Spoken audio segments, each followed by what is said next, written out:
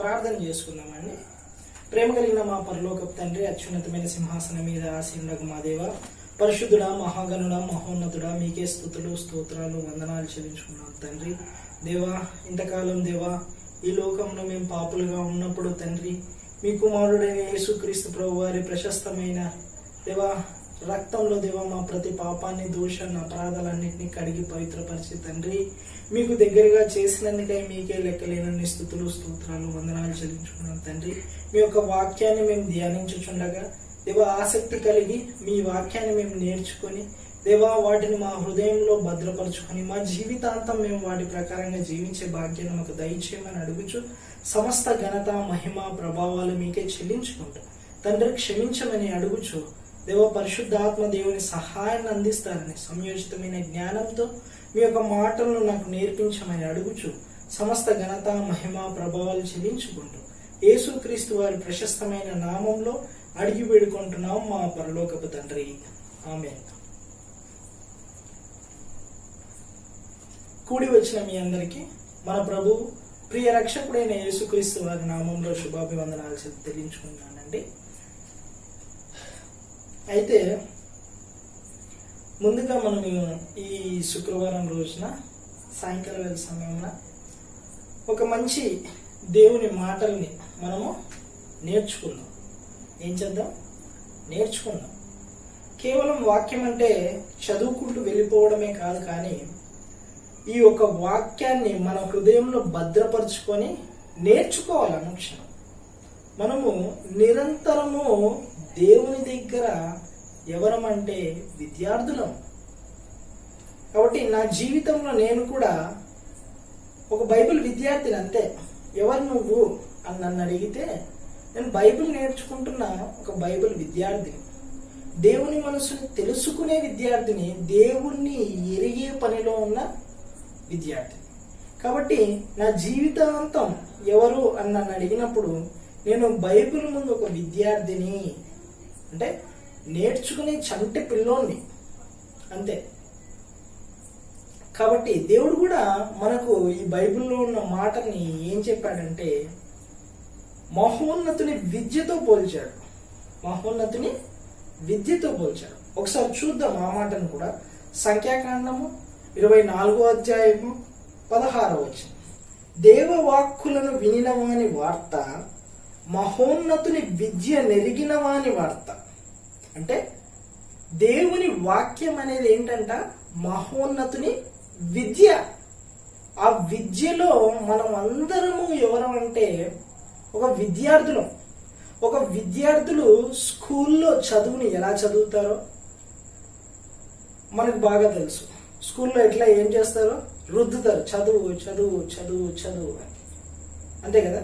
బలవంతంగా పిల్లలు ఏం చేస్తారు? చదువుకుంటారు. కానీ మహోన్నతుని విద్య అలాంటిది కాదు. అది బలవంతంతో చదవాల్సిన పని లేదు, ఆనందంతో చదవాలంట. ఎలా చదవాలంట? ఆనందంతో చదవాలి. ఒకసారి కీర్తనల గ్రంథం కూడా మనం చూసినట్లయితే 1వ అధ్యాయము కీర్తనలు 1వ కీర్తన 2వ వచనం. 1వ కీర్తన 2వ వచనం.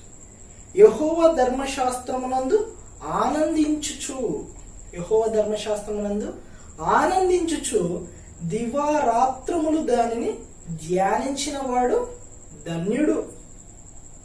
అంటే ఎలా చదవాలంట? లోకంలో చదువులాగా ఏదో కష్టపడి చదవాల్సిన పని లేదు. ఆనందిస్తూ ఈ మహోన్నతుని విద్య, ఈ 66 పుస్తకాల గ్రంథమైన బైబిల్ని మనం ఏం చేయాలంట? ఆనందిస్తూ చదవాలంట. అదే మనకి దేవుడు చెప్పింది కూడా.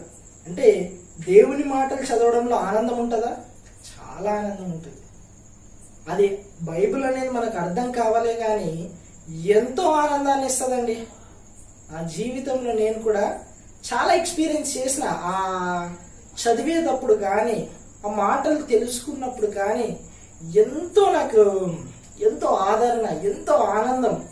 అంటే దేవుని వాక్యం పట్ల ఆసక్తి, శ్రద్ధ అలా చేస్తుంది, మనల్ని ఆనందింపజేసేలాగా చేస్తుంది, మన హృదయం అనేది తెప్పరిల్లేలాగా చేస్తుంది. కాబట్టి ఈ వాక్యం అనేది ఏదో మనం రోజుకు ఒక అధ్యాయం లాగను, లేకుంటే రోజుకు ఒక 2 అధ్యాయాలు 10 అధ్యాయాలు ఒక టైం లిమిట్ పెట్టుకొని అలా చదివితే మనకు బైబిల్ రాదు. అలా చదివితే మనకు బైబిల్ రాదు. దివారాత్రులు ఏం చేయమన్నాడు? ధ్యానించాలంట. దివారాత్రులు అంటే ప్రతిరోజు సమయమందును అసమయమందును ఏం చేయాలి? మనము ధ్యానించాలి. అంత గొప్పదండి వాక్యం. నీ త్రోవులకి ఏంటిది? వెలుగు అని అన్నాడు. అని అంటే ఈ వెలుగు మన జీవితంలో ఎప్పుడు ఉండాలి, మన హృదయంలో భద్రపరచుకోండి అన్నాడు కీర్తనల గ్రంథం 119వ అధ్యాయం. కాబట్టి ఈరోజు ఒక అంశాన్ని ఆలోచిద్దాం. ఈ శుక్రవారం మనం కూడా ఏం చేద్దామంటే ఒక అంశాన్ని ఆలోచిద్దాం. ఏంటి ఈ అంశం అని మనం ఆలోచిస్తే, మనం ఏదైనా లోకంలో సామెత, లోకంలో చెప్తారు కదా చాలా మాటలు, ఏది అరే నువ్వు వీడు ఎట్లా చేస్తే వీనికి కూడా అట్లే అవుతుంది అని అంటారు. అంతే కదా సహజంగా లోకంలో. అరే వాడు అట్లా చేసిండు కాబట్టి వానికి కూడా ఏమైంది? అట్లనే అయింది. ఎవరైనా మోసం చేశారనుకో ఏమంటారు? వాడు అట్లే చేసిండు కాబట్టి వానికి ఏమైంది? అట్లే అయింది అంటారు. కానీ బైబిల్లో చాలా మంచిగా రాయబడింది ఆ మాట. లోకంలో వాళ్ళు చెప్పారు కానీ బైబిల్లో ఆ మాట చాలా బాగా రాసి ఉంచాడు దేవుడు. అయితే ఆ విషయాన్ని మనము ఈరోజు ఆలోచిద్దాం. ఆలోచించే కంటే ముందుగా ముఖ్యంగా మనము బైబిల్ చదువుతున్న ప్రతిసారి మనకేం కలగాలంటే బైబిల్ చెప్తుంది. ఒకసారి చూద్దాం. రోమీయులకు రాసిన పత్రిక 15వ అధ్యాయము 4వ వచనం. రోమీయులకు రాసిన పత్రిక 15వ అధ్యాయము 4వ వచనం. ఏలయనగా ఓర్పు వలనను లేఖనము వలని ఆదరణ వలనను మనకు నిరీక్షణ కలుగుటకై పూర్వమందు రాయబడినవన్నీయు మనకు బోధ కలుగు నిమిత్తము రాయబడి ఉన్నవి. మనకేం కలగాలంట? బోధ కలుగుటకై రాయబడి ఉన్నవి అంటున్నాడు. అంటే ఏం కలగాలి? మనకి బోధ కలగాలి. పూర్వమందు అని అంటే బైబిల్లో రాసిన పూర్వపు సంగతులన్నిటినీ మనం ఆలోచించటం వలన మనకేం కలగాలంట? బోధ కలగాలంట. బోధ ఒకటేనా? బోధ ఒకటే కలగాల, ఇంకేమైనా కలగాల? ఒకసారి చూద్దాం. 1 కొరింథీయులకు రాసిన పత్రిక 10వ అధ్యాయము 11వ వచనం. 1 కొరింథీయులకు రాసిన పత్రిక 10వ అధ్యాయము 11వ వచనం. ఈ సంగతులు దృష్టాంతములుగా వారికి సంభవించి యుగాంతమందున్న మనకు బుద్ధి కలుగుటకై రాయబడిన వాక్యంలో ఈ మహోన్నతుల విద్యలో మనకి ఏం కలగాలంట? బోధ కలగాలి, బుద్ధి కలగాలి. బోధ కలగాలి, బుద్ధి కలగాలి. ఎలా కలుగుతాయి? ఓకే, ఈ లోకంలో మనిషికి చాలా ప్రమాదాల గురించి తెలుసు. మనిషికి ఏం తెలుసు? చాలా ప్రమాదాల గురించి తెలుసు. కొన్ని ప్రమాదాలు చూద్దాం మనం ఒకసారి. మొదటి ప్రమాదం ఎలా అని అంటే యాక్సిడెంట్స్ అంటారు కదా, వీటిని ఏమంటారు? యాక్సిడెంట్స్ అనేటివి సహజ సిద్ధంగా జరగచ్చు. అంటే న్యాచురల్ యాక్సిడెంట్స్ అంటే సునామీ రావడము, లేకుంటే భూకంపం రావడము, ఇంకెలాంటి యాక్సిడెంట్స్? మనం పోయి బండిలో పోయి గుద్దేయడము, ఇంకా ఇవన్నీ సహజ సిద్ధంగా జరిగే యాక్సిడెంట్స్. అంటే మన చేతుల్లో ఉండవు యాక్సిడెంట్స్. ఎప్పుడు ఎలా ఏమైతాయో మనకే తెలియదు. దేవుడికి కోపం వచ్చిన ప్రతిసారి ఈ సహజ సిద్ధమైన యాక్సిడెంట్స్ అనేవి మనకి జరుగుతూనే ఉంటాయి. అయితే ఈ సహజ సిద్ధమైన యాక్సిడెంట్సే కాకుండా, ప్రమాదాలే కాకుండా మనకి తెలియని యాక్సిడెంట్స్ కూడా కొన్ని ఉన్నాయి. అవి ఎలా వస్తాయి అంటే, ఈ మధ్య టెక్నాలజీ చాలా పెరిగింది. చాలా పెరగడం వల్ల సెల్ ఫోన్ టెక్నాలజీ, అంటే సెల్లో ఏముంటుంది? రేడియేషన్ ఉంటుంది. ఆ రేడియేషన్ వల్ల మనకు తెలియకుండానే ఏమొస్తున్నాయి? మనకి తలనొప్పులంట, ట్యూమర్స్ అంట, ఇంకా మైగ్రేన్ హెడేక్స్ అంట, హెడేక్ అంట, ఇలా రకరకాలుగా మనకు తెలియకుండానే చాలా రేడియేషన్ వల్ల మనకేమైపోతున్నాయి, ఎఫెక్ట్ ఇస్తున్నాయి. అంటే ప్రమాదం జరుగుతుంది. దేనికి ప్రమాదం? మన శరీరానికి ప్రమాదం. ముందుగా చేసింది కూడా శరీరానికి ప్రమాదం, అంతే కదా. ఇవన్నీ సహజ సిద్ధమైన ప్రమాదాలు కానివ్వచ్చు, తెలిసి తెలియని ప్రమాదాలు కావచ్చు. అంటే ఇవి కొన్ని తెలిసి జరుగుతున్నాయి, కొన్ని ఎవరో చేసిన దానికి మనం బాధితులం అవుతున్నాం. ఇప్పుడు చెట్లు నరికేస్తున్నారు. చెట్లు నరికేయడం వల్ల ఏమైపోతుంది? ఆక్సిజన్ అనేది తక్కువైపోతుంది, అంతే కదా. ఆక్సిజన్ తక్కువైపోతే ఏమైపోతుంది? కార్బన్ డైఆక్సైడ్ పెరిగిపోతుంది. మనకేం కాదు, ఊపిరి పీల్చుకోవడానికి గాలే ఉండదు. పొల్యూషన్ అనేది ఫుల్ పెరిగిపోయింది. అందరూ స్వప్రయోజనం కోసమే వాడుతున్నారు. పొల్యూషన్ ఏమైపోయింది? ఫుల్గా పెరిగిపోయి మొత్తం ఓజోన్ పొరనే ఏమైపోయింది, వెళ్ళిపోతుంది. ఇంకా అందుకే సూర్యకిరణాలు ఏమైపోతున్నాయి, ఇంకా వేడి అనేది డైరెక్ట్గా మన మీద పడిపోతుంది. ఇట్లా ఆలోచించినట్లయితే లోకంలో చాలా ప్రమాదాలు జరుగుతూనే ఉన్నాయి, జరిగినాయి కూడా చాలా. కాబట్టి లోకంలో ఉండే ప్రమాదాలు ఎప్పటికీ ఇంకా జరగచ్చు, ఇంకా జరగబోవచ్చు, ఇంకా ముందుకు ఎక్కువ జరగచ్చు కూడా. అయితే ఆత్మకు కూడా ఒక ప్రమాదం ఉంది. ఏంటి ఆ ప్రమాదం? ఆత్మకున్న ప్రమాదం ఏంటి? ఏం చేస్తే మనం ప్రమాదంలో పడిపోతాం? ఏం చేస్తే మనం ప్రమాదంలో పడిపోతాం అంటే బైబిల్ ఒక చక్కని విషయం గురించి చెప్పింది. ఇప్పుడు ఆలోచిద్దాం మనం కూడా. అందరికీ బైబిల్లో ఓబద్య గ్రంథం తెలిసే ఉంటుంది. బైబిల్లో ఓబద్య గ్రంథం, హోషేయ తర్వాత ఆమోసు తర్వాత ఓబద్య గ్రంథంలో ఒకటే అధ్యాయం ఉంటుంది. 15వ వచనం చూసుకుందాం ఒకసారి. ఓబద్య గ్రంథం 1వ అధ్యాయం ఉంటుంది, 15వ వచనం. యెహోవా దినము అన్యజనులందరి మీదికి వచ్చుచున్నది, అప్పుడు నీవు చేసినట్టే నీకును చేయబడును, నీవు చేసినదే నీ నెత్తి మీదికి వచ్చును. ఎంత బాగుంది కదా. మళ్ళీ ఇంకోసారి చదువుకుందాం. యెహోవా దినము అన్యజనులందరి మీదికి వచ్చుచున్నది, అప్పుడు నీవు చేసినట్టే నీకును చేయబడును, నీవు చేసినదే నీ నెత్తి మీదికి వచ్చును. ఫస్ట్ లోనే మనం అనుకున్నాం ఏమని, లోకస్తులు ఏమని మాట్లాడతారు, అరే వాడు ఎట్లా చేస్తే అట్లే జరుగుతుంది, అంతే కదా. ఇప్పుడు కూడా మనకేమైతుంది, నీవు చేసినది ఏమైతుందంట, నీ నెత్తి మీదకి వస్తుందంట. మనం ఏం చేసినాం అసలు? ఏంటి మన నెత్తి మీదకి వచ్చేది? మనం ఏం చేస్తున్నాం? మన నెత్తి మీదకి ఏం వస్తుంది అని ఆలోచిస్తే, యెహోవా దినము అన్యజనులందరి మీదికి వచ్చుచున్నది అని అన్నాడు.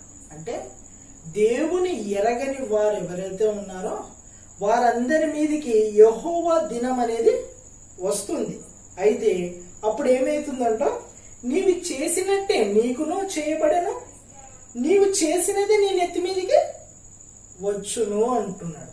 కాబట్టి మనం కూడా ఆలోచిద్దాం, మనం ఏం చేస్తున్నాం, మన ఏం నెత్తి మీదికి ఏమొస్తుంది. మనము ఏం చేస్తున్నాం అని అంటే ఏం చేయలేదని నేను అడుగుతా, అంతే కదా. ఏం చేస్తున్నామో అని ఆలోచించే కంటే ఏమి చెయ్యట్లేదో ఒకసారి ఆలోచిద్దాం. ఏం చేయట్లేదు మనము అంటే, మంచి చేయట్లేదు, చెడు చాలా బాగా చేస్తున్నాం, అంతే కదా. మంచి చేయట్లేదు మనం, చెడైతే చాలా బాగా చేస్తాము, చేయగలము కూడా ఇతరులకి, అంతేనా. బైబిల్లో మనం చూసినట్లయితే దేవుడు మంచిని తప్ప చెడుని ప్రోత్సహించట్లేదు. ఎలా చెప్పి, నిన్ను వలె నీ పొరుగువాన్ని ప్రేమించమన్నాడు, సహోదరుని చూసి ద్వేషించద్దన్నాడు, ఇంకా ఒకడు ఇతరులకి సహాయం చేయమన్నాడు. ఇవేనా మంచి? అంటే మంచి పనులే ఇవన్నీ. కానీ మన జీవితంలో మనము మంచి అనేది తెలుసుకోకుండా ఎలా పడితే అలా ఈ లోకంలో మనం జీవిస్తూ దేవునికి వ్యతిరేకంగా చేస్తూ, దేవుడు ఒక మాట చెప్తే దానికి ఇంకో మాట చేస్తూ, ఇలా వాక్యాన్ని సరిగ్గా అర్థం చేసుకోకుండా మనం ఏం చేస్తున్నామో మనకే తెలియట్లేదు. కాబట్టి ఆలోచించండి ప్రియమైన వాళ్ళరా, మనం ఎంత చెడు చేస్తున్నాం అన్న విషయాన్ని మనము ఆలోచించాలి ఈరోజు. లేదంటే మన జీవితాల్లో మనము కూడా దేవుని లేని అన్ని జనుల వలె అయిపోతాం. కాబట్టి నీవు చేసినదే నీ నెత్తి మీదకి వస్తుందనంటే ఏం చేస్తున్నాం? అంత చెడే చేస్తున్నాం. ఒకరంటే పడదు మనకి, అంతేనా? పలానోళ్ళంటే పడదు. కానీ అందరం ఏం చెప్తాం? భారతీయులంతా మన సహోదరులు. అంటే భారతీయులంతా సహోదరులు. ఎప్పుడు ఆ నేషనల్ అదేంది ఆ అసెంబ్లీ జరిగినప్పుడు ఆ యొక్క మనం చేస్తాం కదా ప్రమాణం, ఆ ప్రమాణం చేసినప్పుడు మాత్రమే. కానీ ఎవరంటే పడదు? పక్క రాష్ట్రం వాడంటే మనకి పడదు, పక్క దేశం వాడంటే మనకి పడదు, పక్క జిల్లా వాడంటే పడదు, పక్కన ఊరు వాడంటే పడదు, ఇంకా పక్కన ఇంటి వాళ్ళంటే పడదు, పక్కనున్న మన ఇంట్లోనే మన పక్కనున్న వాళ్ళంటే పడదు. చాలా మందిని చూసినట్లయితే భార్యకు భర్త పడదు, భర్తకు భార్య పడదు, తల్లికి కూతురు పడదు, కూతురికి తల్లి పడదు, అన్నకి తమ్ముడంటే సరిపోదు, తమ్ముడంటే అన్నకి సరిపోదు. అంతే కదా? ఏది చూసినా మనం ఏం చేస్తున్నాం? అంత వ్యతిరేకమే దేవునికి. దేవుడేమో మంచి చేయమంటున్నాడు, కానీ మనం ఏం చేస్తున్నాం? చాలా చెడు చేయడానికి ఎక్కువ ఆసక్తి చూపుతున్నాం. కాబట్టి ఆలోచించండి, మనం చేసేది తప్ప నిజమా రైటా? నువ్వేది చేస్తే అదే నీ నెత్తి మీదకి వస్తుందంట. నువ్వు ఎవరికైనా నష్టం కలగాలనుకున్నావు అనుకో, నీకు కూడా ఏమవుతుంది? నష్టమే కలుగుతుంది, మంచి కలుగుతుందా? దేవుడు కూడా బైబిల్లో ఒక మాట చెప్పిన ఏమన్నాడు? నీ సహోదరుని యొక్క పాపములు ఏం చేయమన్నాడు? క్షమించమన్నాడు. క్షమిస్తేనే నీ పాపాలు ఏమైతే క్షమింపబడతాయి. దేవుడు ఇంత స్పష్టంగా మనకు తెలియజేసినప్పుడు కూడా ఇంకా మనము వాక్యాన్ని చదివే వాళ్ళమై ఉంటాం, క్రిస్టియన్ ఫ్యామిలీలో పుట్టిన వాళ్ళమే అయి ఉంటాం, ఇతరులకు చెప్పే వాళ్ళమే అయి ఉంటాం, కానీ సహోదరుణ్ణి క్షమించలేము. అంటే వాడు తప్పు చేస్తే వాడు చేసినట్టే నేను కూడా ఏం చేయాలి? వానికి రిటర్న్ చేయాలి అని నువ్వు ఆలోచిస్తుంటావు. కానీ దేవుడు అట్లా అనలే. ఏమన్నాడు? నీ శత్రువుని సైతం ప్రేమించు అన్న దేవుడు అలా చెప్తే, శత్రువు కాదు మన మధ్యలో ఉండే మన బంధువుల్ని మనం ఏం చేయం? పట్టించుకోం, లేదంటే ప్రేమించాం. కాబట్టి ఈ లోకంలో మనం చూసినట్లయితే ప్రతి ఒక్కటి మన సంపాదన కోసం, మన పేరు కోసం, ఇలానే ఎంత సంపాదించుకోవాలి, ఇంకెన్ని బిల్డింగ్లు కట్టుకోవాలి, ఇంకెంత డబ్బు సంపాదించాలి, ఇలానే మనం ఆలోచిస్తూ ఉంటూ మన జీవితాన్నంతా మనము వ్యర్థపరుస్తున్నాం. ఇంకా బాగా చెప్పాలంటే, నీవు చేసినదే నీ నెత్తి మీదకి వచ్చును అని అంటే మనం ఏం చేస్తున్నామని చెప్పాలా? ఒకసారి ఆదికాండంలో మనం చూసుకున్నట్లయితే ఆనాడు బాబేలు గోపురం కట్టే ప్రజలు ఏం చేస్తున్నారో ఒకసారి చూద్దాం. ఆదికాండము 11వ అధ్యాయము 4వ వచనం. ఆదికాండము 11వ అధ్యాయము 4వ వచనం. మరియు వారు, మనం భూమి అందంతటా చెదిరిపోకుండా ఒక పట్టణమును ఆకాశమునంటూ శిఖరము గల ఒక గోపురం కట్టుకొని పేరు సంపాదించుకుందుము రండని మాటలాడుకునగా. పేరు సంపాదించుకుందాం అనుకున్నారంట వాళ్ళు. పేరు, మనం కూడా పేరు సంపాదించుకుందాం అనుకుంటున్నాం కదా. పేరు ఎలా పేరు రావాలి? ఒకటి చెడ్డైనా పర్వాలేదు, నేను మంచి కావాలి, అంతేనే కదా. సహోదరుడు లేకుంటే వేరే వాడు, మనకి తెలిసిన వాడు, వాడు చెడ్డైనా పర్వాలేదు, లేకుంటే వాడిని చెడ్డ చేసినా పర్వాలేదు, కానీ మనకు మాత్రం మంచి పేరు ఉండాలి. ఇదే నా దేవుడు కోరుకుండేది. నువ్వు వానికి చెడ్డ కావాలని కోరుకుంటావు, చేస్తావు, అదే తిరిగి నీ మీదకి ఏమవుతుంది? చెడుగా వస్తుంది. ఇదే నీవు చేసినదే నీ నెత్తి మీదకి వస్తుంది. ఇక్కడ ఉపధ్యాయ గ్రంథం 1వ అధ్యాయం మనం 15వ వచనంలో ఏం చూసుకున్నాం? యెహోవా దినము వచ్చినప్పుడు అని ఉంది, వచ్చుచున్నది అని ఉంది. అంటే దేవుని దినం కూడా ఒకటి వస్తుంది. అంటే దేవుడు ఒక దినాన్ని సిద్ధపరిచింటాడు నీకు. దేనికి?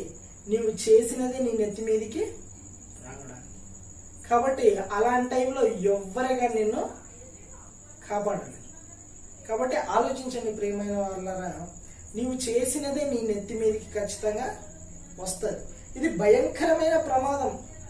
కేవలం ఈ లోకంలో ఉండేది అని అనుకుంటున్నాం మనము. ఫస్ట్ 2 ప్రమాదాలు శరీరానికి కావచ్చు, కానీ ఈ 3వ ప్రమాదం దేనికి? ఆత్మకు. ఈ లోకంలో ఒకవేళ మనకి ఇతరుల కీడు చేసావంటే నువ్వు చనిపోయిన తర్వాత కూడా నీ ఆత్మ ఎక్కడికి వెళ్తుంది? నరకానికే వెళ్తుంది. ఎదోమీయులు అదే చేశారు. సొంత సహోదరులైన ఇశ్రాయేలీయులు, వాళ్ళ సొంత సహోదరులే, యాకోబు ఏశావు. ఏశావు యాకోబుకి అన్న. వాళ్ళిద్దరు గొడవలు అయితే విడిపోతారు, తర్వాత ఇద్దరు కలిసిపోతారు. కానీ వాళ్ళ సంతానానికి వీళ్ళ సంతానానికి అస్సలు సరిపోక ఇశ్రాయేలీలంటే ఎప్పుడు కోపమే ఎదోమీయులకి. బైబిల్లో చూసినట్లయితే ఎదోమీయులు షేయిరు పర్వతంలో నివసించేవారు. షేయిరు మన్యం అని అంటాడు. ఎదోము అంటారు. లేదంటే ఎర్రనివాడు. ఎదోము అనడానికి ఎర్రనివాడు అని అర్థం. లేకుంటే ఇదుమయ. మనం బైబిల్లో మ్యాప్లో కూడా మనం చూసినట్లయితే 3వ మ్యాప్లో ఉంటుంది, కింద లాస్ట్ బాక్స్ పక్కన ఇదుమయ. అంటే ఇది కూడా ఏంటి? ఎదోమీయులదే ఆ స్థలం కూడా. కాబట్టి ఎదోమీయులు సొంత సహోదరులైన ఇశ్రాయేలుని ఏం చేశారంటే ద్వేషించారంట. ద్వేషిస్తే ఆ ఉపధ్యాయ గ్రంథం అంతా అదే చెప్తుంది, నువ్వు చేసినది నీ నెత్తి మీదకి వస్తుంది. ఉపధ్యాయ గ్రంథం చదవండి, అక్కడ ఎన్ని పనులు చేసింటారో ఎవరు? ఎదోమీయులు. కాబట్టి వాళ్ళు ఏం చేస్తారంట? మీరు రక్తం కళ్ళ చూస్తా అన్నాడు దేవుడు. కాబట్టి ప్రియమైన వాళ్ళారా, మనం ఏది చేస్తే అదే మనకి తిరిగి వస్తుంది. నువ్వు మంచి చేసావనుకో మంచే తిరిగి వస్తుంది. నువ్వు చెడు చేసినావనుకో చెడే నీకు వస్తుంది. అంటే సహోదరుని క్షమించే గుణం మనలో లేదు. కాబట్టి అలాంటి గుణాన్ని మనం ఏం చేయాలి? సంపాదించుకోవాలి. కాబట్టి ప్రియమైన వాళ్ళ ఒక చిన్న ఇది కథ లాంటిది కావచ్చు, ఇది చెప్పి నేనేం చేస్తా ముగిస్తా. ఒక ఆవిడ ఒక అతను ఉన్నాడంట, చిన్న పిల్లవాడు, తల్లిదండ్రులు లేరు, చాలా ఆకలిస్తుంది. ఒకరోజు చాలా ఆకలిస్తుంటే అందరి దగ్గరకు పోతున్నాడు, ఏదైనా కావాలంటున్నాడు, ఏమీ ఆయనకి దొరకట్లేదు. అయితే ఒక ఇంటికి పోయి కొట్టాడు డోర్. కొడితేనే డోర్ తీసి ఒక ఆమె వచ్చింది. రాగానే ఆ పిల్లవాడు అన్నాడు, అమ్మ ఏదన్నా ఇంట్లో చాలా ఆకలిగా ఉంది, ఏదైనా తీసుకొని ఇస్తారా, ఏదైనా తీసుకొని వస్తారా అని అన్నప్పుడు ఆమె వచ్చి అనింది, సరే ఆగు అని పోయి పాలు తీసుకొచ్చింది. పాలు తీసుకొని రాగానే మంచి తాగాడు, తాగి కడుపు నింపుకున్నాడు, వెళ్ళాడు. ఎట్లో కష్టాలు పడ్డాడు, మంచిగా కనిపించలే ఇంకా ఆ వ్యక్తి అనేది అయిపోయింది. దాని తర్వాత ఈమె ముసలాం అయిపోయినాక ఈమెకి ఏదో రోగం వచ్చి హాస్పిటల్లో చేరితే హాస్పిటల్లో వైద్యులు వైద్యం చేశారు, అంత అయిపోయింది. దాని తర్వాత ఇంకా లేచి పోయేటప్పుడు బిల్లు పే చేయాలి కదా. ఆ బిల్లు పే చేసే టైంలోనే ఏమైందంటే బిల్ ఎంత అయిందో చెప్తే ఇచ్చేస్తా అన్నప్పుడు వాళ్ళు ఆ బిల్లింగ్ సెక్షన్కి పోయి బిల్ ఎంత అయిందో కనుక్కొని తీసుకొని వచ్చి ఒక పేపర్ తెచ్చిచ్చారు. పేపర్ తెచ్చిస్తే పేపర్లో ఏముందంటే, your bill is paid before 20 years back with a glass of milk అని రాసి. అని అంటే మీకు ఇప్పుడే అర్థమైపోయి ఉండాలి, చిన్నప్పుడు ఈమె ఎవరికైతే పాలు ఇచ్చిందో ఆ పిల్లవాడు పెద్ద డాక్టర్ ఈమెకి ఆపరేషన్ చేశాడు. కాబట్టి ఇప్పుడు ఆమె ఏమైంది, అర్థం కాలే ఆ మనిషికి. అర్థం కాకపోయేసరికి తర్వాత డాక్టర్ ఎవరు కనుక్కొని పిలిచి ఇట్లా చెప్పేసరికి అతను ఏం చేశాడు, 20 ఏళ్ల క్రితమే మీరు ఏం చేశారంటే ఒక పాల గ్లాస్ ద్వారా మీ యొక్క బిల్ అంతా పే చేశారు అంటే ఎంత గొప్ప విషయం కదా. అంటే ఇది ఒక కథ కావచ్చు, కానీ ఇందులో చాలా వాస్తవం ఉంది. తాను ఒక చిన్న గ్లాస్ పాలిచ్చింది, చివరికి ఏమైపోయింది, తన ఆరోగ్యం బాగాలేనప్పుడు చివరికి అతనే సహాయంగా ఎక్కడెక్కడో తిరిగి మళ్ళీ ఈమె దగ్గరికి వచ్చాడు. కాబట్టి ఈ చిన్న విషయం మనకు అర్థమైనట్లయితే మన జీవితాల్లో కూడా నువ్వు చేసింది మంచి అయితే నీకు కూడా తిరిగి ఏమొస్తుంది, మంచిగా వస్తుంది. ఒకవేళ నువ్వు చేసే చెడైతే తిరిగి అది నీ నెత్తి మీదకే వస్తుంది. ఎదోమీయులకు తాము చేసిన పాపాలన్నీ ఆయన నెత్తి మీదకే వచ్చాయి. కాబట్టి వాళ్ళ నెత్తి మీదకి వచ్చి దేవుడు వాళ్ళని ఏం చేశాడు, తుడి చేసే స్థాయికి అవి తీసుకొచ్చి. కాబట్టి అంత దారుణమైన స్థితికి మనం దిగజారకుండా ఆయన బలిష్టమైన చేతుల కింద మనం కూడా ఏమయ్యాలి, దీన మనస్కులై ఉండాలని కోరుకోండి. ఒకవేళ మనం అలాగ లేకపోతే మన పరిస్థితి కూడా ఏమైపోద్ది, చాలా దారుణంగా తయారైంది. ఒకసారి చూద్దాం ఇంకోటి ప్రసంగిలో ఎలా చెప్తున్నాడు. ఒకవేళ నువ్వు చేసిందే నీ నెత్తి మీదకి ఎలా వస్తుంది. 10వ అధ్యాయము 8-9 వచనాలు. ప్రసంగి గ్రంథము 10వ అధ్యాయము 8-9 వచనం. గొయ్యి త్రవ్వువాడు దానిలోనే పడును, కంచె కొట్టువానిని పాము కరుచును, రాళ్ళు ద్రొల్లించువాడు వాటి చేత గాయమునందును, చెట్లు నరుకువాడు దాని వలన అపాయమును చేయును. అనంటే ఎవడు ఏది చేస్తే వానికి అపాయం అనేది రిటర్న్ వస్తుంది. అంటే బైబిల్ స్పష్టంగా చెప్పింది, నువ్వు మంచి చేస్తే మంచి నీకు వస్తుంది, చెడు చేస్తే నీకు కూడా ఏమొస్తుంది, చెడే వస్తుంది. యోసేపు గారు ఉన్నారు, యోసేపు గారు మంచి చేశారు, ఆయనకి ఏమొచ్చింది, తిరిగి ఆ ఐగుప్తికే రాజు అయిపోయాడు. అలాగే చాలా మంది భక్తులు మనం అందరినీ చూసుకుంటున్నట్లయితే ఎవరు చెడు చేయలే, కానీ మనం భక్తుల మన క్రైస్తవులు అని చెప్పుకుంటూ వేరే వాడిని ఎట్లా దూషించాలి, ఎట్లా మనము వాడిని తిట్టాలి, ఇంకా ఎట్లా తిడితే వాడు చక్కగా అవుతాడు, ఇలాంటివి మనము ఆలోచిస్తాం. ఇంకో వచనాన్ని చూద్దాం మనం. కీర్తనల గ్రంథము 7వ అధ్యాయము 15వ వచనం. వాడు గుంట త్రవ్వి దానిని లోతు చేసి ఉన్నాడు, తాను త్రవ్విన గుంటలో తానే పడిపోయాను. ఒక గుంట తవ్వాడంట, తాను తవ్విన గుంటలో ఏమైనాడంట, తానే పడిపోయాను. ఇంకా వాడు తలంచిన చేటు వాని నెత్తి మీదకే వచ్చును. తలంచిన చేటు ఏమైపోయింది, నెత్తి మీదకే వచ్చింది. నువ్వు ఒకరిని దూషించాలనుకుంటున్నావా, ఒకరిని తిట్టాలనుకుంటున్నావా, ఒకరి మీద కోపంతో ఏదైనా చూపించాలనుకుంటున్నావా, అదంతా మళ్ళీ నీకు కూడా రిటర్న్ ఏమవుతుంది, వస్తుంది. అంటే నీవు చేసినది ఏమైతుంది, రిటర్న్ నీ తల మీదకి వస్తుంది. కాబట్టి మనము మంచి చేయాలని కోరుకోవాలి కానీ చెడు చేయాలని కోరుకోవాలి. బైబిల్ స్పష్టంగా చెప్తుంది, నీవు చేసినది నీ నెత్తి మీదకి వస్తుంది. కాబట్టి ఈ మాటల ద్వారా మనకు కూడా ఏం కలగాలి, బుద్ధి కలగాలి. రోమాలో చూసాం కదా, బోధ కలగాలి. కాబట్టి బోధ కలగాలంటే, బుద్ధి కలగాలంటే మనం కూడా ఏం చేయాలి, ఇతరుల్ని నిన్ను వలె నీ పొరుగు వాడిని ఏం చేయాలి, ప్రేమించాలి.